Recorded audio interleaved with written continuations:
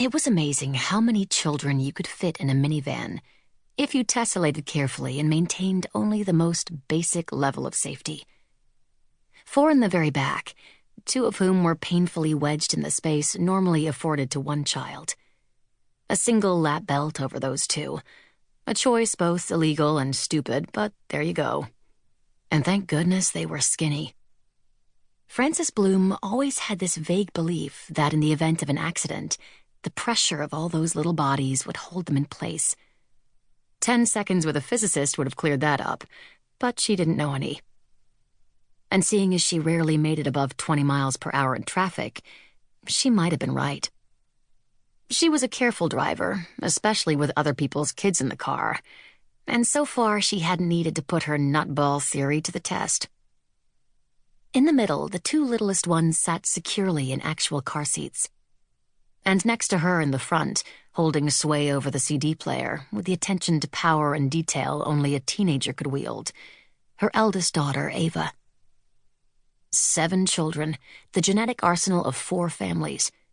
One big crash, and the entire neighborhood would have had funeral scheduling issues. Not that it was a joking matter, of course. Francis just had these thoughts. What could you do? Rather than fight them and run the risk that they'd deepen her wrinkles, she just let the buggers run. She'd been doing this carpool for too long, she thought. It probably wasn't a good sign that a car crash sounded like just one of several options, rather than something to be avoided. But honestly, how many times could you break up a fight over the CD player, or who had to sit in the middle, or whether they could watch a DVD, which they couldn't, and never could have, even before the in-car machine broke? When it was a full house, like this morning, it got so raucous that a tribe of howler monkeys would have fallen silent in awed appreciation.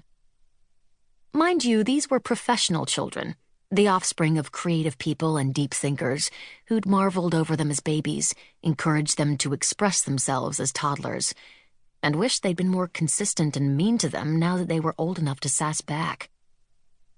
In the far back seat, she had the 2 sibling children of her neighbors Anne and Charlie Porter, Kate and Theo. Lovely names, less than lovely children.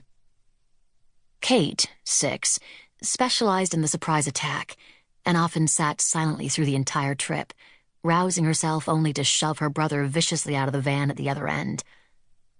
Theo, 10, never saw it coming. It wasn't that he was thick, per se. It was just that he never saw it coming.